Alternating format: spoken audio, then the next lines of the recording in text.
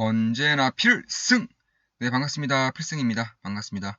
예, 제가 얼마 전에 이 코코아 스왑, 그러니까 클레이 스왑과 코코아 파이낸스에 대해서 좀 말씀을 드렸습니다. 그 이후에 저도 역시나 참여하고 있다고 밝혔었고, 그 영상 찍은 이후에 이제 필승 라이브를 통해서 어떤 식으로 이 코코아 파이낸스 디파이에 참여할 수 있는지에 대해서 처음부터 끝까지 설명을 드렸습니다. 그러니까 코인을 매수하고, 그리고 이체하고, 그 코인을 스왑하고, 예치하고 마지막으로 출금하는 방법까지 다 말씀을 드렸었는데요. 일단 그 이후에 저 같은 경우는 거의 원금 정도 수익이 났습니다. 거의 100% 정도의 수익이 났고, 사실 우리 멤버분들도 이제 제가 그 전날에 진행을 했었기 때문에 우리 멤버분들도 아마 2, 3일 한 3일, 2일 정도 후면 이제 100% 정도의 이제 수익이 날 것으로 예상이 되고 있습니다. 그렇다면 이 디파이 시스템이 정말로 혁신적인 것인지, 그러니까 제가 지금 수익을 냈던 것처럼 단 일주일 만에 100% 정도의 수익을 낼 수 있는 그런 구조인지에 대해서 제가 말씀을 드려보고자 합니다. 일단 가장 중요한 점은 이 디파이 거래소 혹은 수압이라는 것을 제일 안정적인 그런 프로젝트에 투자를 해야 되는 것이 가장 맞고요. 스캠 사이트인 경우에는 내 모든 자산이 그냥 훌러덩 날아가 버리는 수가 있습니다. 실제로 18년, 19년에도 이 디파이 시스템에 상당히 유행을 했었어요. 이 코인 투자자 사이에서도 어마무시하게 유행을 했었고, 거의 100%, 거의 99% 정도가 사기였습니다. 그 자산들, 예치된 자산들을 가지고 그 주인장이, 그 운영자가 나른 거죠. 그런 경우가 상당히 많았기 때문에 저는 여전히 이러한 시스템을 믿지 않아요. 저는 비트코인의 사이클 외에는 모든 코인을 다 믿지 않습니다. 다만 제가 이용할 수 있다라고, 그러니까 이용할 만큼의 안정성이 보장된다라는 그런 프로젝트라던가 수익성이 상당히 크면서도 안정적인 프로젝트 같은 경우에는 상당히 관심을 가지고 있는 것도 맞습니다.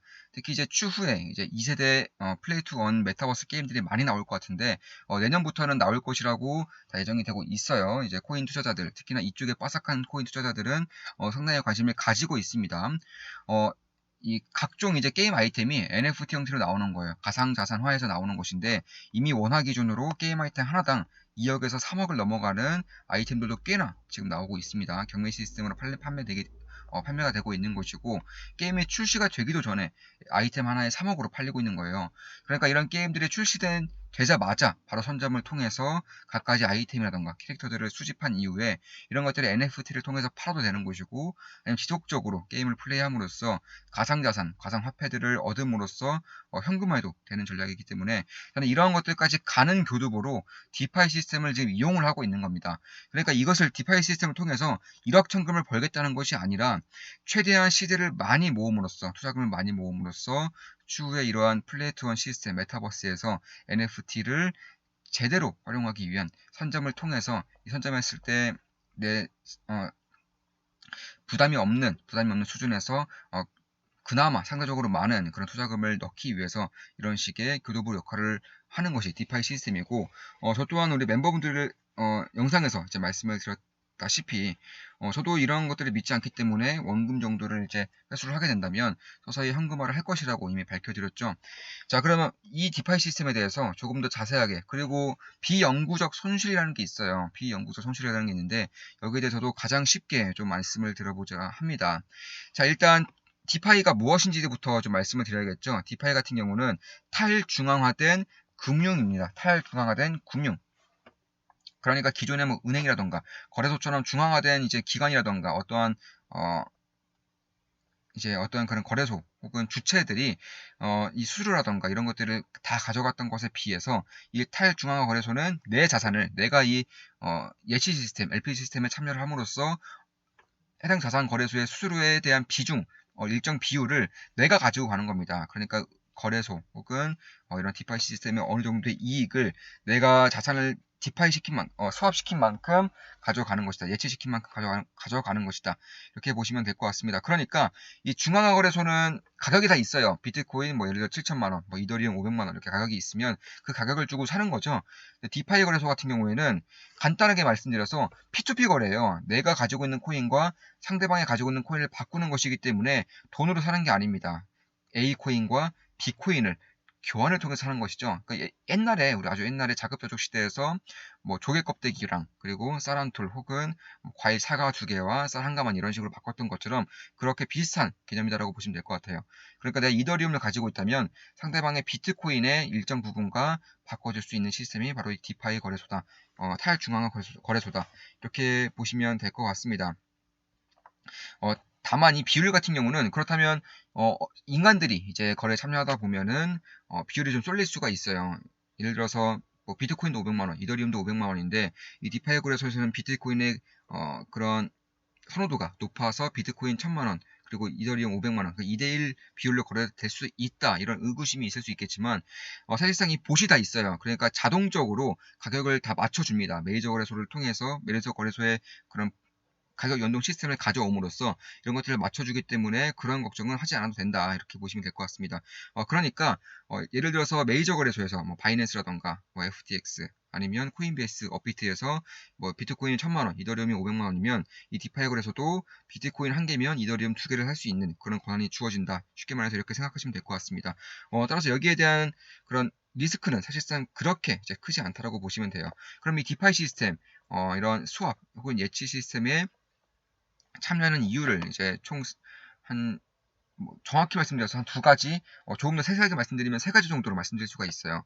그 첫 번째로 수합을 시킴으로써, 예치를 시킴으로써 이 거래소가 가져가는 수수료 수입을 내가 받을 수 있습니다. 이 수수료 수입을 내가 가져갈 수 있어요. 일정 부분의 수수료 수입을 가져가는 것이고, 두 번째로 이 수합을 시킴으로써 파생되는 코인들이 있어요. 이런 것들을 이제 거버넌스 토큰이라고 하는데, 이 토큰을 통해서 거래소에 팔 수는 없을지언정 이 수학 거래소, 디파이 거래소에서 이제 상장될 수 있는 그런 코인들을 투표를 합니다. 그런데 민주주의 사회에서는 1인 한 표죠. 무조건 한 명당 한 표입니다. 그런데 이 디파이 거래소의 투표 시스템은 이 거버넌스 코인을 많이 가지고 있으면 가지고 있을수록 이 투표권이 많아져요. 그러니까 예를 들어서 내가 이 거버넌스 코인을 1000개 가지고 있음으로써 투표권을 1000개를 획득했다.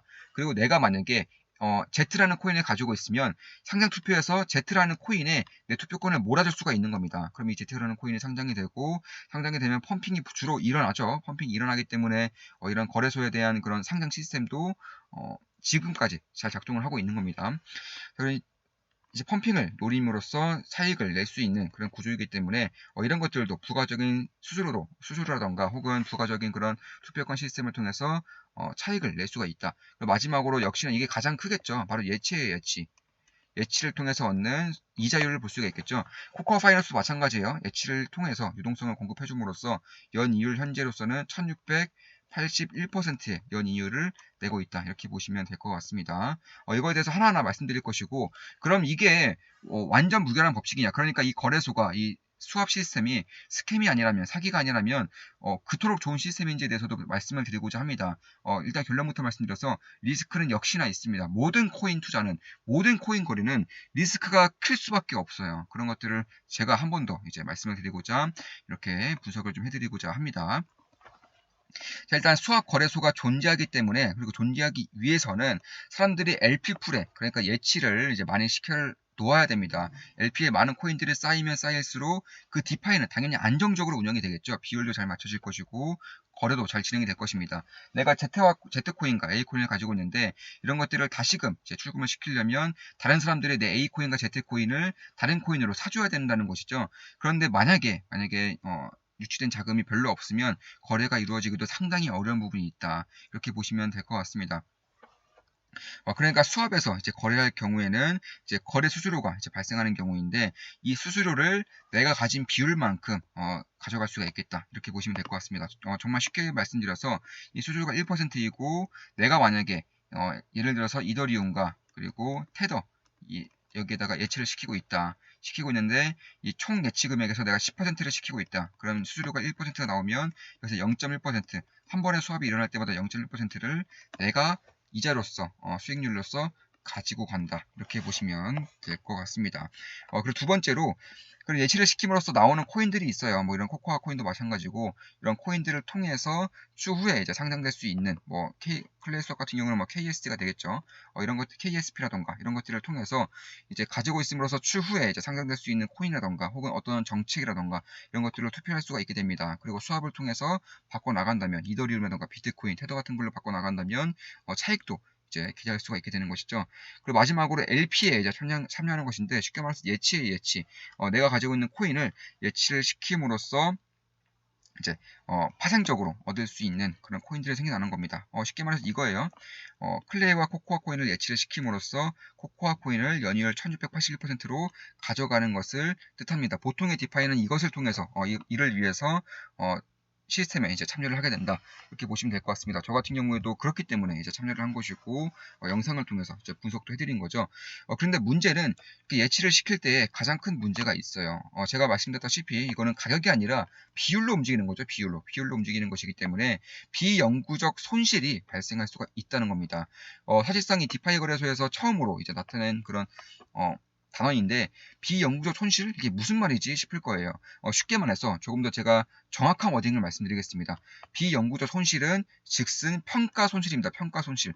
그러니까 내가 가지고 있음으로써 비율이 잘못됨으로써 나타나는 평가 손실이다. 그러니까 확정 손실은 아니고 그 비율이 다시금 제자리로 돌아왔을 때에는 평가 손실이 사라지게 되는 경우이기 때문에 결국에는 이 평가 손실이라고 이해하시면 되겠습니다. 주식 투자자분들은 평가 손실이 뭔지 잘 아실 거예요.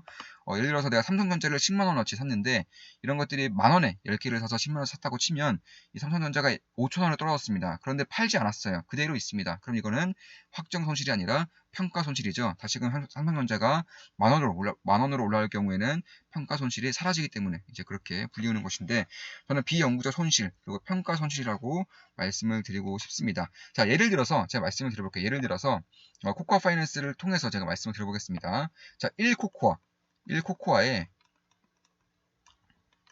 100테더라고 하겠습니다. 100테더. 1코코아에 100테더라고 하겠습니다. 그런데 이 예치풀에 원래는 9코코아에 900USDT가 이제 있었다. 그런데 나는 1코코아에 100USDT를 넣을 것이다 하면은 결국에는 최종적으로 10코코아에 1000USDT가 만들어지는 것이죠. 10코코아에 1000USDT가 만들어지는 것이고 나는 여기서 1코코아 100USDT를 넣었기 때문에 나는 여기서 가지고 있는 비율이 10%입니다. 10%. 자, 10%예요. 그런데 이 코코아 코인의 가치가 오른 거예요. 가치가 오른 겁니다. 참고로 이 비영구적 손실, 평가 손실은 주식과는 다르게 가치가 올라도 손실이고요. 가치가 떨어져도 손실이 되는 겁니다. 그러니까 비율이 맞춰져야지만 평가 손실이 발생하지 않는 것이고 코인의 가격이 오르든 떨어지든 손실을 본다. 이렇게 생각하시면 될 것 같습니다. 비율적인 부분에서 그렇게 말씀드린 거예요. 비율적인 부분에서. 자, 그러면 자, 1코코아가 100 USDT, 그러니까 100테더이기 때문에 내가 가지고 있는 가치는 테더 코인으로 전환했을 때, 참고로 1테더는 1달러예요. 1테더는 1달러, 1테더는 1달러, USDT가 테더이고, 이것은 스테이블 코인이라고 합니다. 그러니까 200 USDT를 가지고 있는 거나 마찬가지죠. 200달러를 가지고 있는 거나 마찬가지가 됩니다. 그런데 만약에 이 코코아의 가격이 4배가 올랐어요. 4배가 올라서 400 USDT가 됐다. 400 USDT가 됐다. 자, 이렇게 보시면 그리고 어떻게 되죠? 결국에는 이 비율로서 하는 것이기 때문에 결국에는 1코코아에 400USD가 됐다고 한다면 내가 가지고 있는 것들을 봤을 때 이것을 나중에 출금을 하고자 합니다. 그럼 어떻게 받을 수가 있느냐? 자, 보시면 자, 10코코아가 있고 1000USD가 있었습니다. 근데 이것을 이제 비율로서 다시금 나눠야 되기 때문에 10코코아가 아니라 자, 5코코아가 되는 겁니다. 5코코아가 되고 그리고 2000USD가 되는 거죠. 왜냐하면 1코코아에 400USD니까 400테던이니까 이제 5코코아 하면은 2000USD가 된다. 이렇게 보시면 되겠습니다. 그러니까 비율이 달라진 거죠. 비율이 달라짐으로써 내가 만약에 여기에 대한 예치를 뺀다고 하면은 결국에는 총 예치가 10코코아에서 이제 1000USD가 있던 거에 비해서 이제 1코코아 가치가 400USD로 올라가기 때문에 그리고 5코코아에 총 예치 자산이 5코코아에 200 테더가 되었다. 난 여기서 10%의 지분을 가지고 있죠. 그러니까 내가 뺄 수 있는 양은 결국에는 1코코아에 100USD를 넣었지만 내가 나중에 뺄 수 있는 자금은 0.5코코아에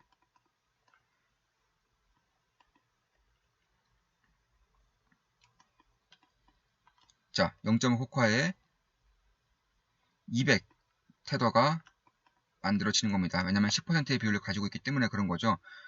결국에는 자, 한번 볼게요. 전체적인 수익면에서, 그러니까 절대적인 그런 현금화 기준에서는 나도 역시나 수익이에요. 왜냐면 내가 처음에 200달러를 가지고 있었는데 0.5 코코아는 200달러가 됐고요. 그래서 200달러이기 때문에 결국에는 100%의 수익을 봤습니다. 그런데 자, 코코아만 가지고 있었으면 어떻죠? 코코아만 가지고 있었으면 4배가 상승했죠. 4배가 상승했고 예를 들어 처음부터 1코코아에 100USD를 가지고 있었다면은 이거를 테더로서 달러로서 환산을 한다면 1코코아에 400이고요. 여기서 100USD를 더하면 100테더를 더하면 500테더가 되는 겁니다. 그러니까 내가 지금 이 수업에 참여함으로써 0.5 코코아에 200USD를 받음으로써 400달러를 받았지만 이걸 수업에 참여하지 않았다면 나는 500테더를 가지고 있게 되었다. 이렇게 보시면 될 것 같습니다. 그만큼 손해를 본 거죠. 그러니까 평가 손실을 본 겁니다.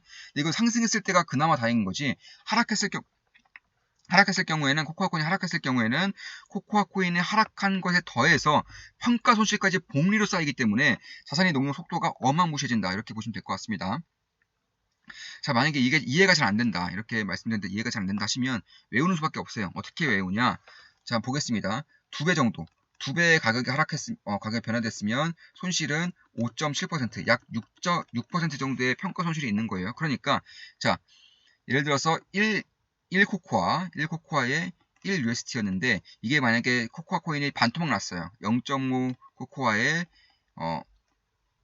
아니죠. 이제 2코코아, 그러니까 반토막 났기 때문에 2코코아에 1테더가 됐다면 결국에는 여기서 나는 코코아 코인에 반토막 났기 때문에 이미 평가 손실은 50% 보는 겁니다. 여기서 복리로서 6%, 한 5.7% 정도의 평가 손실, 그러니까 비영구적 손실이 더해진다. 이렇게 보시면 될 것 같습니다. 자, 그렇기 때문에 이 비영구적 손실, 그러니까 내가 만약에 이 디파이 시스템, 이 프로젝트는 절대 스캠이 아니다. 그리고 내가 예치하려고 하는 그런 코인도 매우 유망전도하며 스캠이 아니다. 다만 나는 추가적인 이자 수익을 내기 위해서는 디파이 시스템에 예치를 시켜놓고 싶다. 어차피 난 장기 투자할 것이고, 조금만, 머지않아, 그러니까 가까운 시일 내에 현금화할 생각이 없기 때문에, 예치를 시켜놓고 싶다 한다면 이런 디파이 시스템을 이용할 수가 있을 거예요. 다만, 그런 경우에 가장 우선시 해야 될 점은 이 비영구적 손실을 최소화해야 되는데 어떻게 최소화할 수 있겠느냐를 봐야 되는 겁니다. 그 첫 번째로는 내가 예치시켜 놓을 코인이 스캠이면 안 돼요. 사기면 안 됩니다. 왜냐면 자, 예를 들어서 내가 100USDT와 그리고 A가 스캠 코인이라고 칩시다. 100A 코인을 똑같이 유치를 시켰습니다. 그러면 만약에 내가 100A 코인이 스캠이라서 완전히 없어졌어요. 영원히 됩니다. 그럼 100USDT는 그대로 가지고 있는 거죠. 이 디파이 시스템에 넣지 않았다면 가지고 있는 겁니다. 그런데 만약에 이건 비율로서 가져가는 것이기 때문에 이 100A 코인이 영원히 되면은 똑같이 비율로 쓰기 때문에 0%로 이제 전환되기 때문에 100USDT도 없어지는 겁니다. 자산 피해가 어마무시하게 증가할 수밖에 없는 것이죠. 첫 번째는 반드시 예치를 시키려고 하는 코인이 스캠인지 아닌지를 확인을 할 필요가 있다. 이거고, 두 번째로는 자, 이 변동 비율이 커지면 커질수록 평가 손실이 커진다고 말씀드렸죠. 변동 비율이 가장 커지면 어떻게 될까요? A와 B코인을 넣었는데 A코인은 하락하고 B코인은 상승하면 변동폭이 어마무시하게 커질 수밖에 없습니다. 따라서 이런 것을 방지하기 위해서 A코인을 난 좋게 보고 있다. 그럼 A코인과 B코인 말고 테더와 이제 USDT와 스테이블을 시키는 겁니다. 그럼 A코인만 변동하기 때문에 USDT는 항상 1달러예요. A코인만 변동되기 때문에 변동 비율을 최대한 줄일 수가 있게 되는 겁니다. 그래서 그런 경우에도 상당히 좀 변동폭을 줄임으로써 평가 손실을 낮출 수가 있게 된다. 이렇게 보시면 될 것 같습니다. 자, 지금까지 이 디파이 시스템에 대한 분석을 좀 해드렸고, 이런 프로젝트라던가 혹은 유의해야 될 사항, 그리고 어떤 식으로 수익이 날 수 있는지, 디파이 시스템의 이점이라던가 혹은 단점, 리스크, 비영구적 손실, 평가 손실까지 다 한꺼번에 분석을 해드렸습니다. 앞으로도 좋은 분석, 좋은 기업 분석으로 찾아뵙겠습니다. 필승이었습니다. 필승!